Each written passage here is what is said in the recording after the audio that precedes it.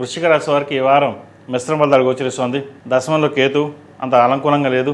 ద్వితీయ పంచమాధిపతి అయిన గురువు అష్టమంలో ఉన్నారు, బలంగానే ఉన్నారు. దూర ప్రాంత ప్రయాణాలు కలిసి వస్తాయి. ఆరోగ్యరీత్యా కొంత కుదుట పడుతుంది. ఏవైతే మీరు చేయదలుచుకున్న కార్యక్రమాలు ఏవైతే ఉన్నాయో అది సఫలీకృతం అవుతుంది. ఉద్యోగంలోని కొన్ని చికాకులు ఏవైతే ఉన్నాయో అవి తొలగిపోతాయి. రావాల్సిన బెనిఫిట్స్ వస్తాయి. నూతన ఉద్యోగ ప్రయత్నాలు చేస్తున్న వారికి చాలా అనుకూలంగా ఉంది. అదేవిధంగా వివాహ సంబంధించిన వ్యవహారాలు సానుకూలపడుతుంది. మంచి సంబంధం కుదురుతుంది. సంతాన అభివృద్ధి బాగుంటుంది. సంతానం కోసం మీరు చేసే ప్రయత్నాలు ఏవైతే ఉన్నాయో అవి సఫలీకృతం అవుతాయి. ప్రభుత్వ ఉద్యోగం కోసం ప్రయత్నం చేస్తున్న వారికి, సివిల్ సర్వీసెస్ ప్రిపేర్ అవుతున్న వారికి, అదేవిధంగా నీట్, ఎంసెట్ ఈ పరీక్షలకు ప్రిపేర్ అవుతున్న వారికి కాలం అనుకూలంగా ఉంది. చక్కగా మంచి పరీక్షలు రాసి మంచి ఉత్తీర్ణులు అవుతారు. రావాల్సిన మీ ఏదైతే బెనిఫిట్ ఉందో అది వచ్చే అవకాశం చక్కగా గోచరిస్తుంది. మెడికల్ సీట్ల వారికి మంచి మెడికల్ సీట్ వచ్చే అవకాశం తప్పకుండా గోచరిస్తుంది. సహోదరి సహోదరు మధ్య ఉన్న విభేదాలు తొలగిపోతాయి. తల్లిదండ్రుల అండదండలతోటి మంచి విద్యాబుద్ధులతోటి ముందుకి వెళ్ళే అవకాశం చక్కగా గ్రహతలు గోచరిస్తోంది. అదేవిధంగా వృత్తి ఉద్యోగాల పరంగా, వ్యాపార పరంగా సానుకూలంగా ఉన్నప్పటికీ కాస్త ఖర్చుల విషయంలో జాగ్రత్త వహించాలి. రూపాయి ఖర్చు ఉండే అవకాశం గోచరిస్తుంది.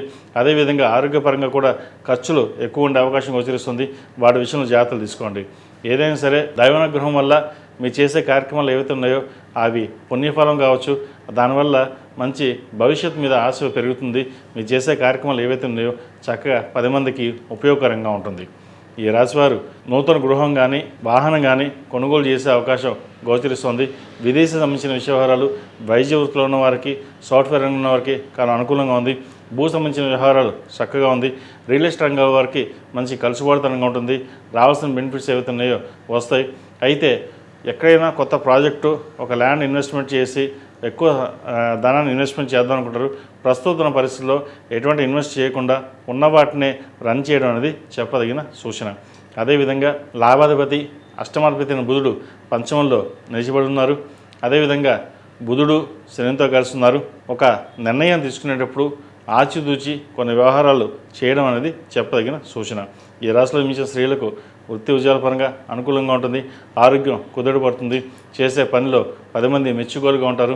వివాహ శుభకార్యాల్లో చక్కగా పాల్గొంటారు. శుభకార్యాల విషయంలో మీ వంతు మీ సహాయం మీరు చేస్తారు. నేనున్నాను, నా వరకు నేను చేస్తాననే దీని మీద ధీమాతోటి ముందుకెళ్తారు. అయితే ఖర్చుల విషయంలో వెనకాడరు. ఏదైనా సరే భగవంతుడు ఇవ్వాలి, మన 10 మందికి ఉపయోగపడదాం, ఖర్చు పెడదాం అనే ఆలోచనతో ఉంటున్నారు. ఏదైతే మీరు ఖర్చు చేస్తున్నారో దైవానుగ్రహం మిమ్మల్ని, పిల్లల్ని కాపాడుతుంది. మనం బాగుండాలి, 10 మంది బాగుండాలి అనే ఆలోచనతో ఉంటారు.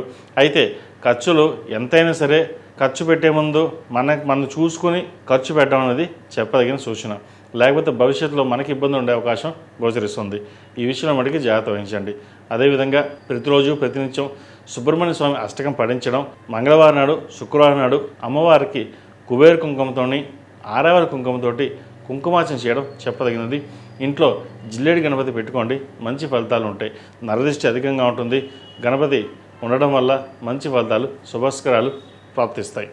ఈ రాశిలో జన్మించిన వారికి కలిసి వచ్చే సంఖ్య 3, కలిసి వచ్చే రంగు మెరూన్. ఏదైనా పని మీద బయటికినప్పుడు సోమవారం కానీ శుక్రవారం వెళ్ళండి, మంచి ఫలితాలు సంప్రాప్తిస్తాయి. ఈ పూజస్టోర్.in పసుపు కుంకుమ నుంచి దేవతా విగ్రహాల దాకా అన్ని రకాల పూజలు, వ్రతాలు, గృహప్రవేశం, హోమాది శుభకార్యాలకు కావాల్సిన పూజా సామాగ్రి అంతా ఒక్కొక్క క్లిక్ తోనే మీ ఇంటి వద్దనే పొందండి. ఈ పూజస్టోర్.in